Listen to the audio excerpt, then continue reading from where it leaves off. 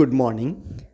லேட்டெக்கில் வந்து third video வந்து நான் போட்டிருப்பேன்ல. ஸோ அந்த தேர்டு வீடியோவை நீங்கள் பார்த்துட்டு வந்து இந்த வீடியோவை வந்து கண்டினியூ பண்ணுங்கள். ஸோ தேர்டு வீடியோவோட கண்டினியூவேஷன் தான் இந்த ஃபோர்த்து வீடியோ. ஓகேவா?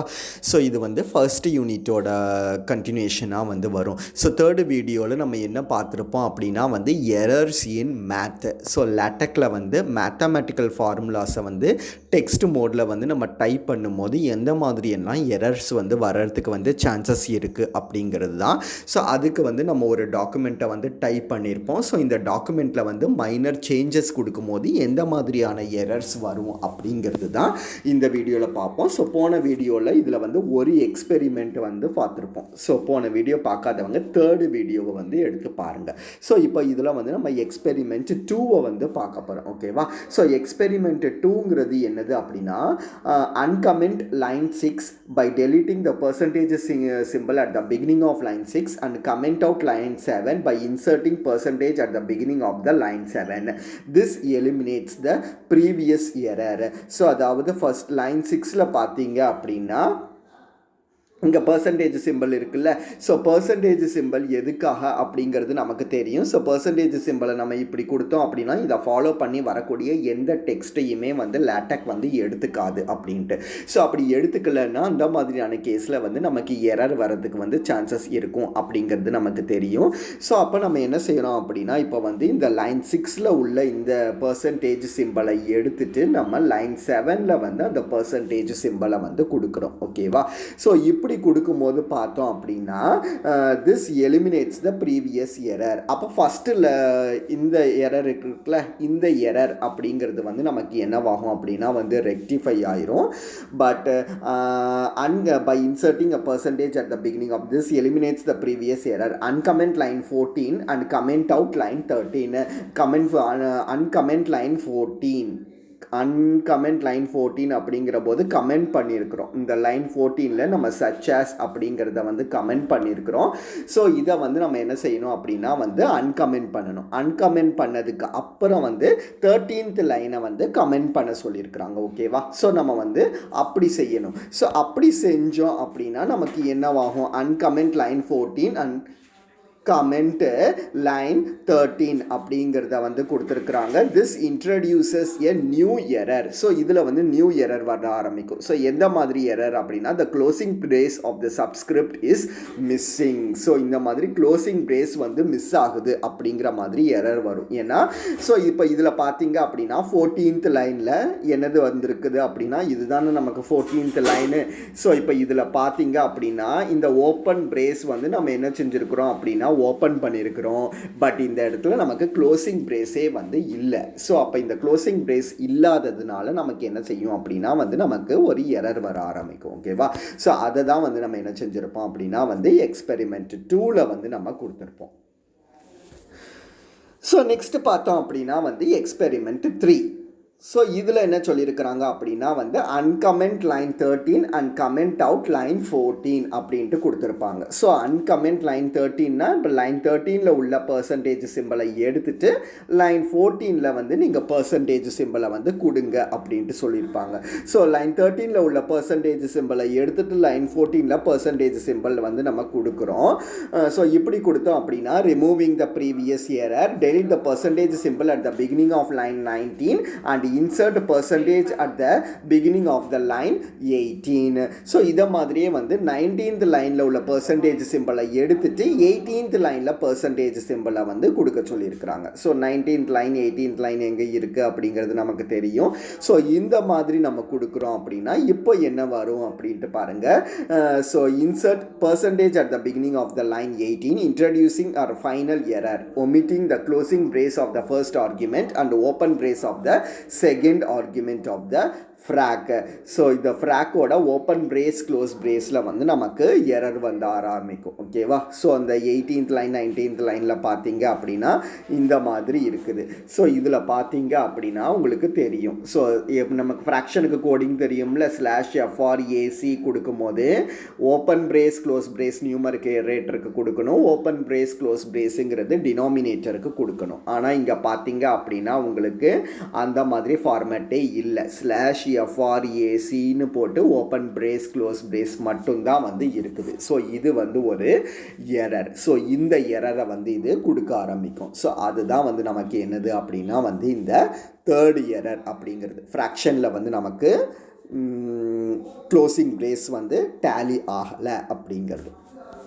சரி, ஸோ லாஸ்ட் இன்னொரு எரர் என்னது அப்படின்னா வந்து make sure all the errors are commented out. So எல்லா எரர்ஸையுமே வந்து நம்ம கமெண்ட் பண்ணிட்டோமா அப்படின்ட்டு பார்க்கணும். அதாவது எரர் உள்ள லைன் எல்லாத்தையுமே வந்து நம்ம என்ன செஞ்சுருக்கிறோம் அப்படின்னா பர்சன்டேஜ் சிம்பிளை போட்டு காமிச்சிருக்கிறோம். பர்சன்டேஜ் சிம்பிள் எதுக்காக அப்படின்னா அந்த லைனை வந்து ரன் பண்ணும்போது எடுத்துக்கக்கூடாது அப்படிங்கிறதுக்காக. ஸோ இந்த மாதிரி நான் delete $2 signs in line 22, that is replace $A by A. So இப்போ லைன் 22ல் பார்த்தோம் அப்படின்னா இந்த ஏ இருக்குல்ல. ஸோ இப்போ என்ன செய்யுங்க அப்படின்னா இந்த ஏல உள்ள டாலர் சிம்பிளை வந்து ரிமூவ் பண்ணிடுங்க. இந்த 2 டாலர் சிம்பிளையும் ரிமூவ் பண்ணிவிட்டு நெய்பர்ஹுட் ஆஃப் ஏ அப்படிங்கிறத மட்டும் வந்து டைப் பண்ணுங்கள். ஸோ இப்படி டைப் பண்ணிங்கன்னா உங்களுக்கு என்னது வருது அப்படிங்கிறத வந்து நம்ம பார்க்கணும். ஸோ இப்படி டைப் பண்ணிங்க அப்படின்னா there are no errors. It is typesets with no errors. Here is the last line of the typeset if I get. So அப்போ வந்து உங்களுக்கு வந்து எரர் வராது. ஸோ எரர் வராது அப்படிங்கிற போது உங்களுக்கு நெய்பர்ஹுட் ஆஃப் ஏ அப்படிங்கிறது நார்மல் டெக்ஸ்ட் மாதிரியே இந்த ஏ அப்படிங்கிறது வந்து உங்களுக்கு ரன் ஆகும். ஸோ நீங்கள் டாலர் சிம்பிள் கொடுக்காததுனால இங்கே வந்து எரர் வராது. ஏன்னா இது வந்து மேத்தமேட்டிக்கல் எக்ஸ்பிரஷன் கிடையாது, ஜஸ்ட் அன் ஆல்ஃபபெட். அந்த ஆல்ஃபபெட்டை நம்ம டிஃபர் பண்ணி காட்டுறதுக்காக தான் நம்ம டாலர் சிம்பிள் யூஸ் பண்ணுறோம்.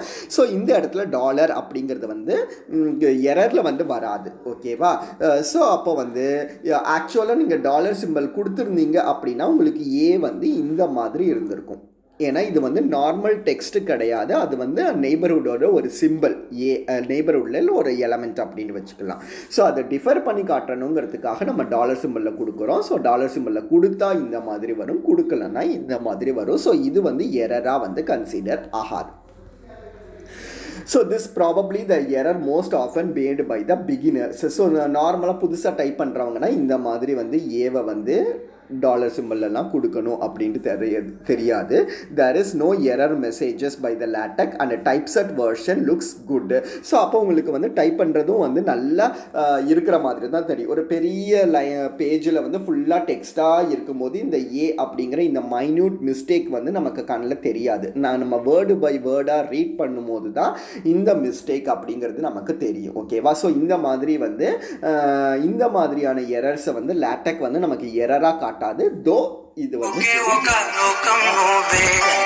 நமக்கு இதில் சொல்லியிருப்பாங்க. ஸோ இந்த மாதிரி எரர்ஸும் வந்து நமக்கு வர்றதுக்கு வந்து சான்சஸ் வந்து இருக்குது அப்படின்ட்டு. ஸோ இதெல்லாம் தான் வந்து எரர்ஸ் இன் மேத். ஸோ நம்ம இந்த மாதிரி ஒரு கோடிங்கை வந்து பார்த்துருக்கோம். ஸோ இந்த கோடிங்லேருந்து வந்து 4 டிஃப்ரெண்ட் டைப்ஸ் ஆஃப் எரர்ஸ் வந்து என்னெல்லாம் இருக்குது அப்படிங்கிறத வந்து நம்ம பார்த்துருக்கோம். ஓகேவா? ஸோ நெக்ஸ்ட்டு பார்த்தோம் அப்படின்னா வந்து பில்டிங் பிளாக் ஆஃப் ஃபார்முலா அப்படிங்கிறது. ஸோ இங்கே பார்த்தீங்க அப்படின்னா இதில் நம்ம என்னெல்லாம் பார்க்க போகிறோம் அப்படின்னா வந்து arithmetic, binomial coefficient, congruences, delimiters, அது மாதிரி வந்து ellipses, integrals, math accents, matrices, operators, இது எல்லாத்தையும் தான் வந்து நம்ம பார்க்க போகிறோம்.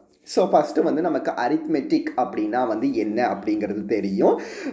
ஸோ ஏ ப்ளஸ் பி, ஏ மைனஸ் பி, இதை தான் வந்து நம்ம என்னென்னு சொல்லுவோம்னா வந்து அரித்மெட்டிக் அப்படின்ட்டு சொல்லுவோம். So A into B, A divided B அப்படிங்கிறது. ஸோ இது எல்லாத்தையுமே நம்ம கண்டிப்பாக எதுக்குள்ளே தான் வந்து கொடுக்கணும் அப்படின்னா வந்து நம்ம டாலர் சிம்பிள்குள்ளே தான் வந்து இதை கொடுக்கணும். ஓகேவா? ஸோ இதை வந்து டாலர் சிம்பிள்குள்ளே தான் வந்து நம்ம கொடுப்போம். அதை மாதிரியே வந்து டாட் வேணும் அப்படின்ட்டு நினச்சோம் அப்படின்னா ஸ்லாஷ் டாட் அப்படின்ட்டு கொடுக்கணும். ஏ டாட் பி அப்படிங்கிறது வந்து டாட் சிம்பிள் வேணும் அப்படின்னா ஏ டாட் பி அப்படின்னு கொடுக்கணும். அதுவே சி டாட்டுங்கிறது எதுக்காக அப்படின்னா வந்து அது சென்டர் பண்ணிக்கும். அந்த ஏக்கும் பிக்கும் இடையில அந்த டாட்டை வந்து அது ஆட்டோமேட்டிக்காகவே சென்டர் பண்ணிக்கிறதுக்கு வந்து இந்த சி டாட் அப்படிங்கிறத வந்து அது யூஸ் பண்ணும். ஓகேவா? ஸோ அதுக்காக இந்த சி டாட்டை வந்து நம்ம யூஸ் பண்ணுவோம். ஸோ நெக்ஸ்ட் பார்த்தோம் அப்படின்னா வந்து டிவிஷன். ஸோ டிவிஷனுக்கு ஃபர்ஸ்ட் மல்டிப்ளிகேஷன் பார்த்துருவோம். மல்டிப்ளிகேஷனுக்கு வந்து ஸ்லாஷ் டைம்ஸ் அப்படிங்கிறத வந்து நம்ம யூஸ் பண்ணுவோம். ஸோ ஸ்லாஷ் டைம்ஸ் எதுக்காக அப்படின்னா இந்த மல்டிப்ளிகேஷன் சிம்பிள் வரதுக்காக அப்படிங்கிறதுக்கு தான் இந்த ஸ்லாஷ் டைம்ஸுங்கிறத வந்து யூஸ் பண்ணுவோம். ஸோ அதுக்கப்புறம் இதுலேயே வந்து ஃப்ராக்ஷன்ஸ் வந்து வருது இல்லை. ஸோ ஃப்ராக்ஷன்ஸ் வந்து எப்படி யூஸ் பண்ணுவோம் அப்படின்னா ஸ்லாஷ் ஃப்ராக்ஷன் அப்படின்ட்டு போட்டு open brace close brace again ஒரு open brace close brace. So first one வந்து நியூமரேட்டருக்காக அண்ட் செகண்ட் ஒன் வந்து டினாமினேட்டருக்காக. ஸோ இந்த மாதிரி வந்து நம்ம யூஸ் பண்ணிக்கலாம். ஓகேவா? ஸோ இதெல்லாமே வந்து இந்த அரித்மெட்டிக்கில் வந்து வரக்கூடியது. ஸோ நெக்ஸ்ட்டு பார்த்தோம் அப்படின்னா வந்து subscript super script. So subscript super script எப்படி டைப் பண்ணுவோம் அப்படின்னா சப்ஸ்கிரிப்டை பொறுத்தவரையில் அப்படிங்கிறத வந்து நம்ம இந்த மாதிரி வந்து கொடுக்கணும். அதுவே ஏ கேப் 1 இது வந்து சூப்பர் ஸ்கிரிப்டுக்காக. ஓகேவா? ஸோ இது பார்த்தோம் அப்படின்னா வந்து சப்ஸ்கிரிப்டுக்காக, இது பார்த்தோம் அப்படின்னா கீழே உள்ளது வந்து சூப்பர் ஸ்கிரிப்டுக்காக. ஓகேவா? ஸோ இதுவும் வந்து கண்டிப்பாக நம்ம என்ன செய்யணும் அப்படின்னா வந்து இந்த மாதிரி செட் பிரேசஸ்குள்ளே தான் வந்து நம்ம கொடுக்கணும். ஸோ ஒரே ஒரு வேல்யூ இருந்ததுன்னா நம்ம செட் பிரேஸ் கொடுக்க வேண்டிய அவசியம் கிடையாது. So more than one value வரும்போது நம்ம கண்டிப்பாக வந்து செட் பிரேசஸ் அப்படிங்கிறத வந்து கொடுக்கணும். ஸோ இன் ஜென்ரலாக காமனாகவே வந்து நம்ம செட் பிரேசஸை வந்து கொடுத்துடலாம். ஸோ அப்போ ஃபார் எக்ஸாம்பிள் இப்போ AI1 அப்படின்ட்டு இருக்குதுன்னு எடுப்போம். ஸோ இந்த AI1 வந்து நம்ம எப்படி டைப் பண்ணுவோம்னு பார்த்தீங்கன்னா A_ செட் பிரேஸ்க்குள்ள I_ இதுக்கு செட் பிரேஸ்க்குள்ள 1 போட்டு இதை வந்து இப்படி க்ளோஸ் பண்ணணும். இதை மாதிரியே தான் வந்து A⁴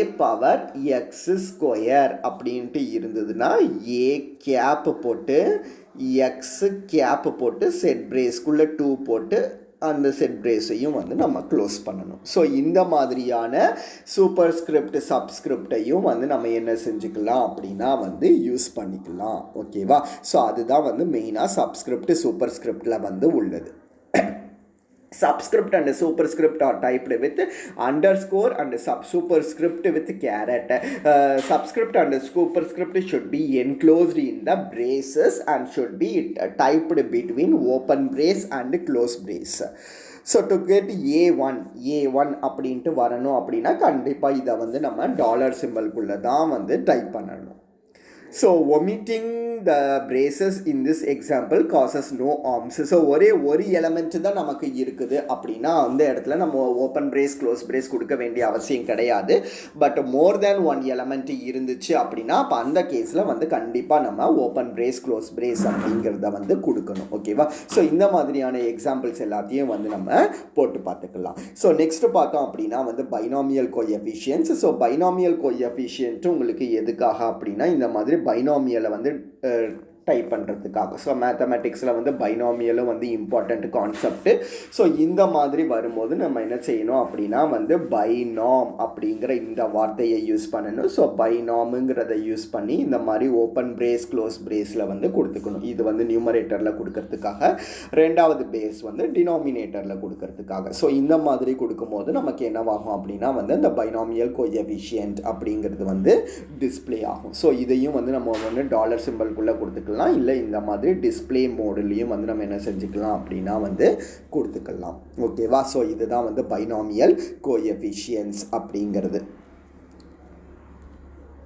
ஸோ நெக்ஸ்ட்டு பார்த்தோம் அப்படின்னா வந்து கான்க்ருவன்சஸ். ஸோ கான்க்ருவன்சஸ்னால் என்னென்னு தெரியும். A கான்க்ருவன்ட் டு B அப்படின்ட்டு போடுவோம்ல. ஸோ இந்த கான்க்ருவன்சஸ்க்கு கோடிங் வந்து பார்த்தோம் அப்படின்னா /EQUIV இதுதான் வந்து கோடிங். ஈக்குவலண்ட் அப்படின்ட்டு கொடுக்கறது மூலமாக அந்த 3 கோடு அப்படிங்கிறது வந்து வந்துடும். ஸோ அதை மாதிரி இந்த A கான்க்ருவன்ட் V mod θ அப்படின்ட்டு இருக்குதா. ஸோ அந்த மாடுங்கிற வார்த்தையும் நமக்கு சேர்ந்தே வரணும் அப்படின்னா /P_mod அப்படின்ட்டு போடுவோம். ஸோ /P_mod அப்படின்ட்டு போடும்போது தீட்டா தேவைன்னா /θ அப்படிங்கிறத வந்து போடுவோம். ஸோ இந்த மாதிரி டைப் பண்ணுறது மூலமாக ப்ராக்கெட்குள்ளே அந்த வார்த்தை மாடுங்கிற வார்த்தையோடு சேர்ந்தே தீட்டா அப்படிங்கிறது வந்து வந்துடும். ஸோ அப்போ இந்த மாடுங்கிற வேர்டு எனக்கு தேவையில்லை, ஜஸ்ட்டு தீட்டா மட்டும் போதும்னு நினச்சோன்னா அப்போ இங்கே வந்து நம்ம என்ன செய்ய தேவையில்லைன்னா இந்த எம்மை கொடுக்க தேவை கிடையாது. ஸ்லாஷ் பாடு தீட்டா அப்படின்ட்டு கொடுத்தா போதும். தீட்டா அப்படிங்கிறது மட்டும் உங்களுக்கு என்ன செஞ்சிடும் அப்படின்னா வந்து செட் பிரேசஸில் வந்துடும். ஸோ அப்போ இதில் வந்து 2 டைப்ஸ் இருக்குது. பி மாடுன்னு ஒரு டைப்பு, பாடுன்னு ஒரு டைப்பு, 2 டைப் உண்டு. ஓகேவா? ஸோ பி மாட் அப்படிங்கிறது வந்து அந்த மாடுங்கிற வேர்டும் வர்றதுக்கு, ஸோ மாடுங்கிற வேர்டு தேவையில்லை அப்படின்னா நம்ம பாடுங்கிற வேர்டை மட்டும் நம்ம கொடுத்தா போதும்.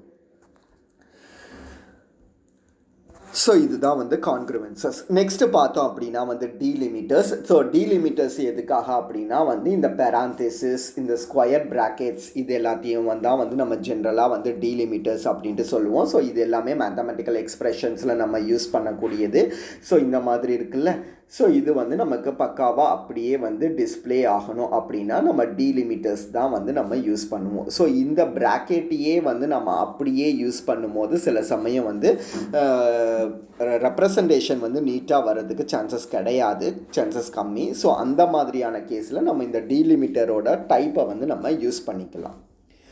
ஸோ டீலிமிட்டர்ஸ் எல்லாமே வந்து உங்களுக்கு வந்து இந்த லெஃப்ட்டு ரைட்டு அப்படிங்கிற இந்த கமாண்டு மூலமாக தான் வந்து நம்ம யூஸ் பண்ணுவோம். ஸோ லெஃப்ட்டு ரைட் அப்படின்ட்டு போட்டுட்டு நமக்கு லெஃப்ட் ப்ராக்கெட் தேவைன்னா இப்படி போடணும், ரைட் ப்ராக்கெட் தேவைன்னா இப்படி போடணும். அதை மாதிரி லெஃப்ட் ஸ்கொயர் ப்ராக்கெட்டுக்கு, ரைட்டு ஸ்கொயர் ப்ராக்கெட்டுக்கு, லெஃப்ட் செட் ப்ராக்கெட்டுக்கு, ரைட்டு செட் ப்ராக்கெட்டுக்கு, இந்த மாதிரி நம்ம போடும்போது நமக்கு அந்த டீலிமிட்டர்ஸ் வந்து ஆட்டோமேட்டிக்காகவே வந்து டிஸ்பிளே ஆகும்.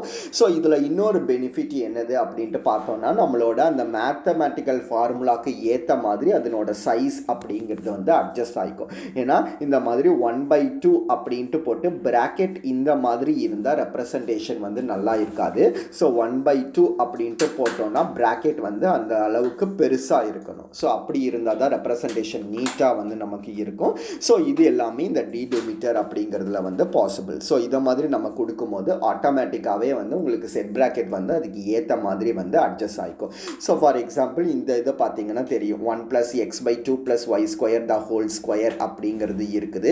ஸோ இதை வந்து நம்ம எப்படி டைப் பண்ணியிருக்கிறோம் அப்படின்னா ஃபஸ்ட்டு நமக்கு ஓப்பனிங் ப்ராக்கெட் வேணும் அப்படிங்கிறதுனால ஸ்லாஷ் லெஃப்ட் போட்டு ஓப்பனிங் ப்ராக்கெட் கொடுத்துருக்குறோம். அதுக்கப்புறம் ஃப்ராக்ஷன் மோடு வந்திருக்குது. ஃப்ராக்ஷன் மோடில் நியூமரேட்டருக்கும் டினாமினேட்டருக்கும் தனித்தனியாக டைப் பண்ணியிருக்கிறோம். 1 + x 2 + y² அப்படிங்கிறது. அப்புறம் ரைட் பிரேசஸை வந்து நம்ம க்ளோஸ் பண்ணியிருக்கிறோம். ஸோ க்ளோஸ் பண்ணிவிட்டு சூப்பர் ஸ்கிரிப்டில் 2 கொடுக்கணும் அப்படிங்கிறதுக்காக இப்படி கொடுத்துருக்குறோம். ஸோ இப்படி கொடுக்கும்போது உங்களுக்கு வந்து அவுட்புட் இந்த மாதிரி வந்து உங்களுக்கு கிடைக்கும். ஸோ இந்த மாதிரி எல்லா டீலிமிட்டர்ஸையுமே வந்து நம்ம யூஸ் பண்ணிக்கலாம். ஸோ இதுக்கு வந்து அந்த லெஃப்ட் அண்ட் ரைட் அப்படிங்கிற இந்த கமாண்ட் வந்து யூஸ் ஆகும். ஸோ இதை மாதிரியே தான் இந்த வெர்டிக்கல் லைன் இருக்குல்ல, மாடுலஸ் சிம்பிள் அப்படின்ட்டு சொல்லுவோம்ல. ஸோ இந்த வெர்டிக்கல் லைன் யூஸ் பண்ணுறதுக்கும் நம்ம வந்து என்ன செஞ்சுக்கலாம் அப்படின்னா ஸ்லாஷ் லெஃப்ட்டு அந்த மாடுலஸ் சிம்பிள் போட்டுக்கலாம். அதை மாதிரி ஸ்லாஷ் ரைட்டு அந்த மாடுலஸ் சிம்பிள் போட்டுக்கலாம். ஸோ அதுக்குள்ளே ஃப்ராக்ஷனில் a+b/2 அப்படின்ட்டு கொடுக்கறது மூலமாக இந்த மாதிரி கிடைக்கும். சப்போஸ் நீங்கள் லெஃப்ட்டு ரைட்டு அப்படிங்கிறத கொடுக்கல அப்படின்னா உங்களுக்கு வந்து இந்த மாதிரி சின்னதாக வந்துடும் ப்ராக்கெட் அப்படிங்கிறது, அது அளவுக்கு வந்து பெருசாகாது. ஸோ அதுக்காக தான் அந்த லெஃப்ட் ரைட் அப்படிங்கிற கமாண்டு. ஸோ இதை மாதிரி வந்து நம்ம நாமையும் வந்து நம்ம என்ன செஞ்சுக்கலாம் அப்படின்னா வந்து யூஸ் பண்ணிக்கலாம். ஸோ நாம் யூஸ் பண்ணும்போது உங்களுக்கு கீபோர்ட்லேயே இந்த மாடுலஸ் சிம்பிள் இருக்குது. ஸோ நீங்கள் கீபோர்ட்லேயே மாடுலஸ் சிம்பிள் கொடுத்தீங்க அப்படின்னா உங்களுக்கு நாம் வந்து எப்படி டிஸ்பிளே ஆகும் அப்படின்ட்டு பார்த்தீங்கன்னா இந்த மாதிரி டிஸ்பிளே ஆகும். இந்த கேப் கொஞ்சம் பெருசாக இருக்கும்.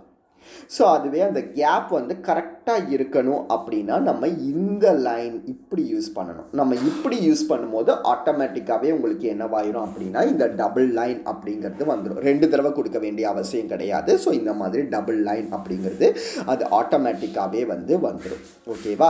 ஸோ இதில் வந்து இந்த குவாட் அப்படிங்கிற ஒரு சிம்பிளும் உண்டு. ஸோ குவாடுங்கிறது எதுக்காக அப்படின்னா ஒரு 1 லைன் ஸ்பேஸ் கொடுக்கறதுக்காக. ஸோ ஏக்கும் பிக்கும் இடையில ஒரு சின்ன கேப் கொடுக்கறதுக்கு வந்து குவாடை யூஸ் பண்ணுவோம். ஸோ ஏக்கும் பிக்கும் இடையில கொஞ்சம் கேப்பை வந்து எக்ஸ்ட்ரா கொடுக்கறதுக்காக ஸ்லாஷ் கியூ குவாடுங்கிறத வந்து நம்ம யூஸ் பண்ணுவோம். ஓகேவா? ஸோ கியூ குவாடு யூஸ் பண்ணுறது மூலமாக நம்ம டபுள் கேப் கொடுக்க முடியும், குவாடு யூஸ் பண்ணுறது மூலமாக சிங்கிள் கேப் கொடுக்க முடியும். ஸோ அப்போ டீலிமிட்டர்ஸ் எல்லாம் நம்ம யூஸ் பண்ணும்போது நம்ம இந்த மாதிரி லெஃப்ட்டு ரைட்டு அப்படிங்கிற கமாண்டை யூஸ் பண்ணி தான் நம்ம அதை கொடுக்க வேண்டியது இருக்கும். ஓகேவா? ஸோ அப்போ இன்றைக்கி கிளாஸில் நம்ம என்னெல்லாம் பார்த்துருக்கோம் அப்படின்னா எரர் இன் மேத்தில் மேத்தமேட்டிக்ஸில் எந்த மாதிரியெல்லாம் எரர்ஸ் வர்றதுக்கு சான்சஸ் இருக்குது அப்படிங்கிறத பார்த்தோம். ஸோ அதுக்கு எக்ஸ்பெரிமெண்ட் 2, 3, 4 அப்படின்ட்டு 3 எக்ஸாம்பிள்ஸ் பார்த்துருக்கோம். So next building block of formula. So building block of ஃபார்முலாவில் நிறைய இருக்குது. ஸோ இதில் நம்ம என்னெல்லாம் பார்த்துருக்குறோன்னா arithmetic, binomial coefficient, congruences, delimiters இந்த 4 மட்டும் இன்னைக்கு கிளாஸில் பார்த்துருக்கோம். ஸோ இது வரைக்கும் இன்னைக்கு வீடியோவில் பாருங்கள். ரிமைனிங் நம்ம நெக்ஸ்ட் வீடியோவில் கண்டினியூ பண்ணலாம்.